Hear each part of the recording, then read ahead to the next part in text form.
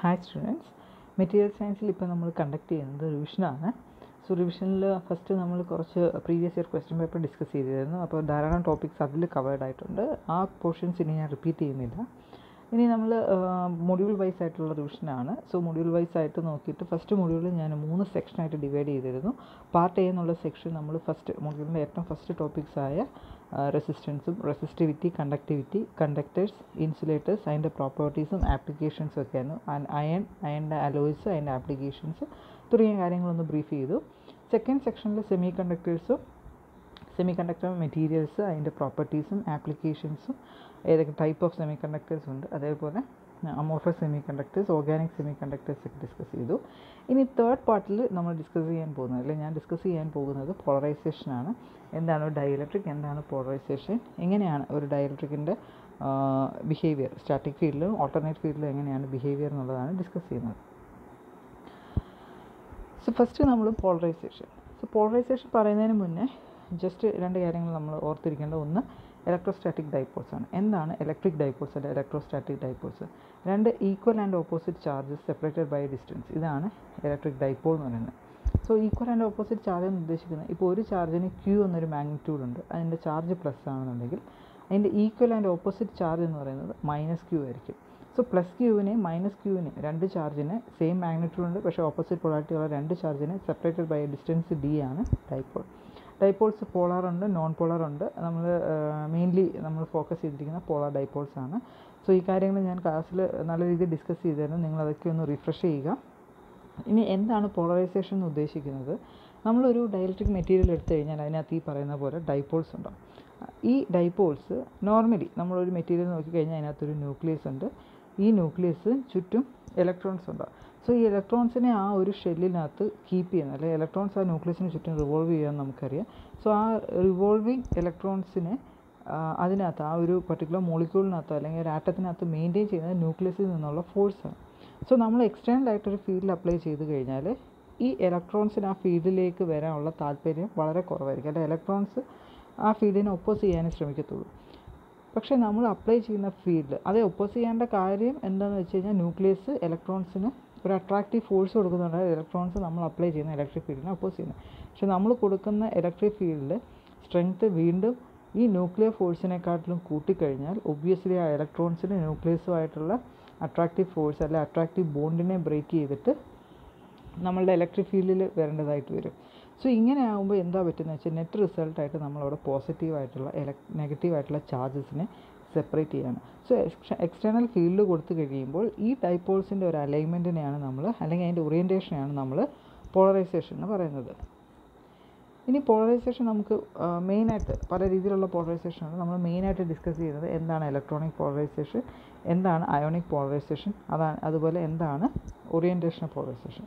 So first electronic polarisation എന്ന് പറഞ്ഞാൽ ഞാനിപ്പോൾ പറഞ്ഞ കാര്യം തന്നെ. അതായത് നമ്മളൊരു പർട്ടിക്കുലർ മെറ്റീരിയൽ, ഒരു ഡൈഇലക്ട്രിക് മെറ്റീരിയലിൽ നമ്മൾ എക്സ്റ്റേണൽ ഫീൽഡ് കൊടുത്തു കഴിഞ്ഞാൽ പോസിറ്റീവ് ചാർജ്ഡ് ആറ്റംസും അല്ലെങ്കിൽ പോസിറ്റീവ് ചാർജ്ഡ് ചാർജസും നെഗറ്റീവ് ചാർജസും നമ്മൾ കൊടുത്ത ഫീൽഡിനനുസരിച്ച് അലൈൻ ചെയ്യും. ഇതിനെയാണ് നമ്മൾ ഇലക്ട്രോണിക് പോളറൈസേഷൻ എന്ന് പറയുന്നത്. സോ ഇവിടെ ഓബ്വിയസ്ലി നമ്മൾ ആ ഡൈപോളിൻ്റെ മൊമെൻറ്റിന് വ്യത്യാസം, ഡൈപോൾ മൊമെൻ്റ് എന്ന് വെച്ച് കഴിഞ്ഞാൽ product of charge and distance ആണ്. രണ്ട് equal and opposite charge separated by distance D ആണെന്നുണ്ടെങ്കിൽ ക്യൂ എന്നുള്ള charge plus Q minus Q separated by D ആണ്. അപ്പോൾ അവിടുത്തെ പോളറൈസേഷൻ എന്ന് പറഞ്ഞാൽ P equal to Q into D. പിന്നെ അതേപോലെ തന്നെ നമുക്ക് പറയാം, പോളറൈസേഷൻ എന്ന് പറഞ്ഞാൽ കൊടുക്കുന്ന ഫീൽഡിനെയും കൂടെ ഡിപ്പെൻഡ് ചെയ്യുന്നത് കൊണ്ട് polarization, electronic polarization is equal to alpha E into E എന്ന് പറയും. സോ ക്യാപിറ്റൽ ഇ നമ്മൾ കൊടുക്കുന്ന ഫീൽഡിൻ്റെ സ്ട്രെങ്ത്ത്, ഈ ആൽഫ ഇ എന്നുള്ളതൊരു പ്രൊപ്പോർഷണാലിറ്റി കോൺസ്റ്റൻറ്റുമാണ്. സോ ഈ ഒരു കോൺസ്റ്റൻറ്റ് ടെമ്പറേച്ചറുമായിട്ട് ഡിപ്പെൻഡൻസ് ഇല്ല. ആൽഫ ഇ എന്നുള്ള പ്രൊപ്പോർഷണാലിറ്റി കോൺസ്റ്റൻറ്റിന് ടെമ്പറേച്ചർ ഡിപ്പെൻഡൻസും ഇല്ല. അതുമാത്രമല്ല ഈ ആൽഫ ഇയെ നമ്മൾ പറയുന്നത് ഇലക്ട്രോണിക് പോളറൈസബിലിറ്റി എന്നാണ്. സോ എപ്പോഴാണോ നമ്മൾ കൊടുക്കുന്ന ഇലക്ട്രിക് ഫീൽഡിനനുസരിച്ച് ഒരു ഡൈഇലക്ട്രിക് മെറ്റീരിയലിനകത്ത് ഡൈപോൾസിൻ്റെ പോസിറ്റീവും നെഗറ്റീവ് ചാർജസും സെപ്പറേറ്റ് ചാർജസും കൊടുക്കുന്ന ഫീൽഡിനനുസരിച്ച് അലൈൻ ചെയ്യുന്നത്, അതിനെയാണ് നമ്മൾ ഇലക്ട്രോണിക് പോളറൈസേഷൻ എന്ന് പറയുന്നത്. So electronic polarisation P E എന്നായിരിക്കും നമ്മൾ ഡിനോട്ട് ചെയ്യുന്നത്. അത് ഈക്വൽ ടു അപ്ലൈ ചെയ്ത ഫീൽഡ് ഇൻറ്റു ആൽഫ ഇ. ഈ പ്രൊപ്പോർഷണാലിറ്റി കോൺസ്റ്റൻ്റ് ആണ് ആൽഫ ഇ. അത് ഇലക്ട്രോണിക് പോളറൈസബിലിറ്റി എന്ന് പറയും. ടെമ്പറേച്ചറിന് ഇൻഡിപെൻഡൻ്റ് ആണ്. പിന്നെ ഇലക്ട്രോണിക് പോളറൈസേഷൻ എന്ന് വെച്ചാൽ കൂടുതലും കാണുന്നത് മോണോ അറ്റോമിക് ആയിട്ടുള്ള ഗ്യാസസ് ആണ്. സോ മോണോ അറ്റോമിക് ഗ്യാസസിൻ്റെ കേസിൽ നമുക്ക് ഈ polarisability alpha is equal to 4πε0 r³ എന്നുള്ളതാണ് ഇക്വേഷൻ. ഇനി രണ്ടാമത്തെ തരം പോളറൈസേഷനാണ് അയോണിക് പോളറൈസേഷൻ. സോ ഈ അയോണിക് പോളറൈസേഷൻ നമ്മൾ പറയുന്നത് ഒരു അയോണിക് മോളിക്യൂളിൻ്റെ കേസിൽ, അതായത് അവിടെ cation rather than +q -q ചാർജിന് പകരം നമുക്ക് അവിടെ ആനയോൺ കാറ്റയോൺ ആയിരിക്കും പ്രൊമിനൻ്റ് ആയിട്ടുള്ളത്. അല്ലെങ്കിൽ നമ്മളിപ്പോൾ എക്സാമ്പിൾ പറയാം സോഡിയം ക്ലോറൈഡ്. സോ Na+ഉം Cl-, അതായത് ആനയോണും കാറ്റയോണും അവിടെ സോഡിയം ക്ലോറൈഡ് രണ്ട് സ്പ്ലിറ്റായിട്ട് ആനയോൺ കാറ്റയോൺ ആയിരിക്കും. സോ നമ്മൾ കൊടുക്കുന്ന ഫീൽഡിനനുസരിച്ച് അവിടെ Na+ അയോൺസ് അലൈൻ ചെയ്യുന്നു, അതേപോലെ തന്നെ കൊടുക്കുന്ന ഫീൽഡിനനുസരിച്ച് ക്ലോറിൻ്റെ അയോൺസും അലൈൻ ചെയ്യുന്നു. സോ ഇതിനെയാണ് നമ്മൾ അയോണിക് പോളറൈസേഷൻ എന്ന് പറയുന്നത്. അയോണിക് പോളറൈസേഷനെ നമ്മൾ Pi എന്ന് ഇൻഡിക്കേറ്റ് ചെയ്യും. അത് കൊടുക്കുന്ന ഫീൽഡിന് പ്രൊപ്പോർഷനാണ്. സോ ആ പ്രൊപ്പോർഷനാലിറ്റി കോൺസ്റ്റൻ്റ് ആണ് ആൽഫ ഐ എന്ന് വെച്ച് കഴിഞ്ഞാൽ നമ്മളുടെ അയോണിക് പ്രൊപ്പോർഷനാലിറ്റി കോൺസ്റ്റൻ്റ് ആണ്. അതും ഈ പറഞ്ഞ പോലെ ടെമ്പറേച്ചറുമായിട്ട് ഇൻഡിപെൻഡൻ്റ് ആണ്. ഇനി അടുത്ത ടൈപ്പാണ് ഡൈപോളർ അല്ലെങ്കിൽ orientation polarisation. So orientation polarisation ഏറ്റവും നല്ല എക്സാമ്പിളായിട്ട് നമുക്ക് പറയുന്നത് വാട്ടർ മോളിക്യൂളാണ്. വാട്ടർ മോളിക്യൂളിൻ്റെ കേസിൽ നമുക്ക് നോക്കിക്കഴിഞ്ഞാൽ എപ്പോഴും വാട്ടറിൻ്റെ കേസിൽ ഹൈഡ്രജനും 2 ഓക്സിജൻ ആറ്റമാണെന്ന് നമുക്കറിയാം. സോ ഹൈഡ്രജൻ എന്നുള്ളത് Hഉം 2 ഓക്സിജനുമായിട്ട് ബോണ്ടഡ് ആണ്. സോ ഹൈഡ്രജനും ഓക്സിജനും തമ്മിലുള്ള ആ ഒരു ഓറിയൻറ്റേഷൻ നമ്മൾ എക്സ്റ്റേണലായിട്ട് ഫീൽഡ് കൊടുത്തു കഴിയുമ്പോൾ അവർ ആ ഓറിയൻറ്റേഷനെ വേരി ചെയ്യുന്നു. ഇതിനെയാണ് നമ്മൾ ഓറിയൻറ്റേഷൻ പോളറൈസേഷൻ എന്ന് പറയുന്നത്. സോ ഈ ഒരു കേസിലും നമുക്ക് ഓറിയൻറ്റേഷൻ പോളറൈസേഷൻ P0 എന്നുള്ളത് α0 ആണ്. ഈ α0 ആണ് നമ്മളുടെ ഓറിയൻറ്റേഷന് പ്രൊപ്പോർഷനാലിറ്റി കോൺസ്റ്റൻ്റ് എന്ന് പറയുന്നത്.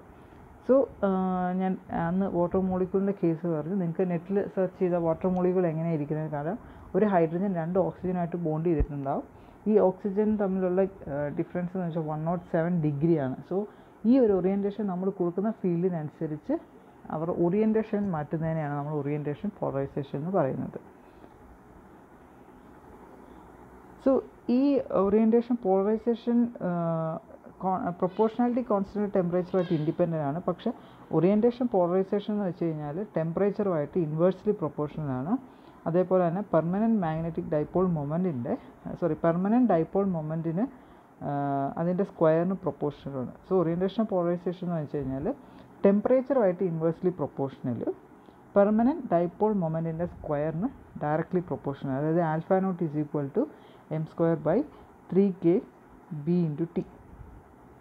സോ ഇവിടെ ഇനി ഈ 3 പോളറൈസേഷനും നമ്മൾക്ക് ഇമ്പോർട്ടൻ്റ് ആയിട്ടുള്ളതാണ്. ടൈപ്സ് ഓഫ് പോളറൈസേഷനകത്ത് വരുന്നതാണ്. ഒന്ന് ഇലക്ട്രോണിക് പോളറൈസേഷൻ, അതായത് ചാർജ് ആയിരിക്കും +q -q. ഇത് നമ്മൾ ഇലക്ട്രിക് ഫീൽഡ് കൊടുത്തു കഴിയുമ്പോൾ +q -q അതിനനുസരിച്ച് ഓറിയൻറ്റ് ചെയ്യുന്നു. രണ്ടാമത്തെ കേസ് അയോൺസ് ആണ്, സോഡിയം Na+ഉം Cl-ഉം. അതും ഈ പറയുന്ന എക്സ്റ്റേണൽ ഫീൽഡ് കൊടുക്കുന്നതിനനുസരിച്ച് Na+ഉം Cl-ഉം അലൈൻ ചെയ്യുന്നു. ഇനി മൂന്നാമത്തെ കേസ് എന്ന് വെച്ച് കഴിഞ്ഞാൽ വാട്ടറിൻ്റെ മോളിക്യൂൾ, അതായത് ഓറിയൻറ്റേഷൻ പോളറൈസേഷൻ പറഞ്ഞാൽ ഹൈഡ്രജൻ H+ഉം ഓക്സിജൻ O- ആണ്. സോ H2O എന്ന് പറയുമ്പോൾ ഈ ഹൈഡ്രജൻ ഓക്സിജനും തമ്മിൽ ഒരു പർട്ടിക്കുലർ ഓറിയൻറ്റേഷനിൽ ഇരിക്കുന്ന മോളിക്യൂളാണ്. ഈ ഓറിയൻറ്റേഷൻ നമ്മൾ കൊടുക്കുന്ന ചാർജിനനുസരിച്ച് അവരുടെ ഓറിയൻറ്റേഷൻ മാറ്റുന്നതിനാണ് ഓറിയൻറ്റേഷൻ പോളറൈസേഷൻ എന്ന് പറയുന്നത്.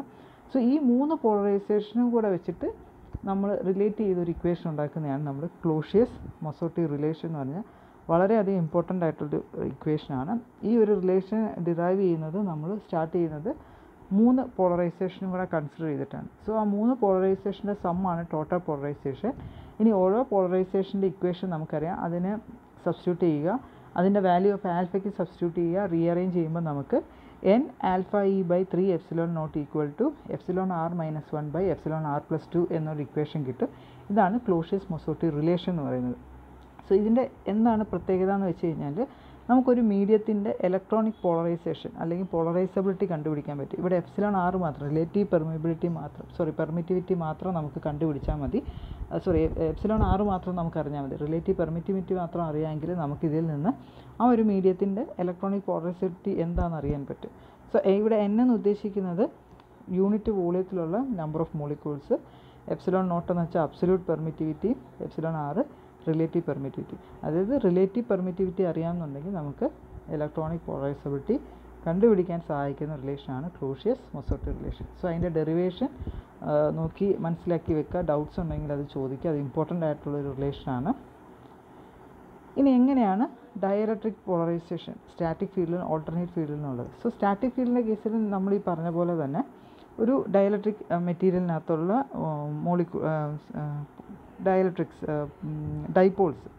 ഡൈപോൾസ് ഈ പറഞ്ഞ പോലെ ഒരു ആറ്റം എടുത്തു കഴിഞ്ഞാൽ അതിൻ്റെ ന്യൂക്ലിയസും അതിന് ചുറ്റിനുള്ള ഇലക്ട്രോൺസുമായിട്ടുള്ള ഹെവി ബോണ്ടിങ് ആയിരിക്കും. സോ ഇതിനെ നമ്മൾ എക്സ്റ്റേണൽ ഫീൽഡ് കൊടുത്തു കഴിയുമ്പോൾ ഫീൽഡിനനുസരിച്ച് ഇവർ സെപ്പറേറ്റ് ചെയ്യുകയും അതിനനുസരിച്ച് അവർ അലൈൻ ചെയ്യുകയും ചെയ്യുന്നതിന് നമ്മൾ പോളറൈസേഷൻ പറയും. സോ സ്റ്റാറ്റിക് ഫീൽഡിൻ്റെ കേസിലാണ് നമ്മളിത് ഡിസ്കസ് ചെയ്തത്.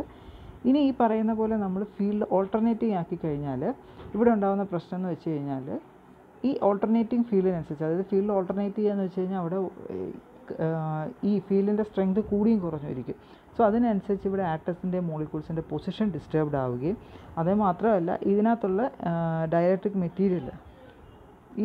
മെറ്റീരിയൽ എനർജി അബ്സോർവ് ചെയ്യുക, ആ എനർജി ഡയലക്ട്രിക് ലോസായിട്ട് ഹീറ്റ് ലോസായിട്ട് ഡിസിപ്പേറ്റ് ചെയ്യുകയും ചെയ്യും. സോ അപ്പോൾ ഓൾട്ടർനേറ്റീവ് ഫീൽഡിലാണ് നമ്മൾ ഡയലക്ട്രിക് മെറ്റീരിയലിന് അപ്ലൈ ചെയ്യുന്നതെന്നുണ്ടെങ്കിൽ അവിടുത്തെ മൊത്തത്തിലുള്ള ആറ്റംസും മോളിക്യൂൾസും ഡിസ്റ്റർബ്ഡ് ആവുകയും ഈ ഫീൽഡിനെ ഇവർ അബ്സോർബ് ചെയ്തിട്ട് ഹീറ്റായിട്ട് ഡിസിപ്പേറ്റ് ചെയ്യുകയും ചെയ്യും. സോ ഒബ്വിയസ്ലി ആ ഒരു പർട്ടിക്കുലർ കേസിൽ അവിടെ വോൾട്ടേജും കറണ്ടും തമ്മിലൊരു ഫേസ് ഡിഫറൻസ് ഉണ്ടാവും. സോ ഇതിനെ നമ്മളിപ്പം വോൾട്ടേജും കറണ്ടും തമ്മിലുള്ള ഫേസ് ഡിഫറൻസ് തീറ്റ ആയിട്ട് എടുത്തു കഴിഞ്ഞാൽ നമുക്കവിടെ ഡെൽറ്റ എന്ന് പറയുന്ന ലോസ് ആംഗിളിനെ ഡിഫൈൻ ചെയ്യാൻ പറ്റും. സോ ലോസ് ആംഗിൾ എന്ന് പറഞ്ഞാൽ 90 - തീറ്റ ആയിരിക്കും. തീറ്റ എന്ന് പറഞ്ഞാൽ വോൾട്ടേജും കറണ്ടും തമ്മിലുള്ള ഫേസ് ഡിഫറൻസ് ആയിരിക്കും. സോ ഈ ഡെൽറ്റ വെച്ചിട്ടായിരിക്കും നമ്മൾ എത്ര ഹീറ്റ് അവിടെ ഡിസിപ്പേറ്റ് ആയി എന്നുള്ളത് കണ്ടുപിടിക്കാൻ സാധിക്കുന്നത്. സോ ഇതിനെ നമ്മൾ ഫേസർ ഡയഗ്രാം എന്ന് പറയും. ഇത് ഇമ്പോർട്ടൻ്റ് ആയിട്ടുള്ളൊരു കേസാണ്. ഓൾട്ടർനേറ്റീവ് ഫീൽഡ് കൊടുത്തു കഴിഞ്ഞാൽ ആ പർട്ടിക്കുലർ ഡയലക്ട്രിക് മെറ്റീരിയൽ മൊത്തത്തിൽ ഡിസ്റ്റർബ്ഡ് ആവുകയും അതിനകത്തുള്ള മോളിക്യൂൾസ് അല്ലെങ്കിൽ ആറ്റംസ് ഈ ഫീൽഡിനെ അബ്സോർവ് ചെയ്ത് ഹീറ്റായിട്ട് ഡിസിപ്പേറ്റ് ചെയ്യുകയും വോൾട്ടേജും കറണ്ടും തമ്മിലൊരു ഫേസ് ഡിഫറൻസ് ഉണ്ടാകുകയും ഈ ഫേസ് ഡിഫറൻസിൽ നിന്നിട്ട് നമുക്ക് അല്ലെങ്കിൽ ഈ ഫേസ് ഡിഫറൻസ് ഉപയോഗിച്ച് നമുക്ക് എത്ര ഹീറ്റ് അവിടെ ലോസ് ആയെന്നുള്ളത് കണ്ടുപിടിക്കാൻ പറ്റും. സോ ഇതാണ് ബേസിക്കലി പോളറൈസേഷനകത്തുള്ളത്. എന്താണ് ഡൈപോൾസ്, എന്താണ് പോളറൈസേഷൻ, എന്താണ് ഡിഫറെൻറ്റ് ടൈപ്സ് ഓഫ് പോളറൈസേഷൻ, എങ്ങനെയാണ് ഒരു ഡയലക്ട്രിക് മെറ്റീരിയൽ സ്റ്റാറ്റിക് ഫീൽഡിലും അതേപോലെ തന്നെ ആൾട്ടർനേറ്റീവ് ഫീൽഡിലും ബിഹേവ് ചെയ്യുന്നതെന്നുള്ളത്. സോ ഇത്രയും കാര്യങ്ങളാണ് ഇമ്പോർട്ടൻറ്റ്. ഇത് നല്ല രീതിയിൽ നോക്കി വെക്കുക. ഡൗട്ട്സ് ഉണ്ടെങ്കിൽ ചോദിക്കുക. Thank you.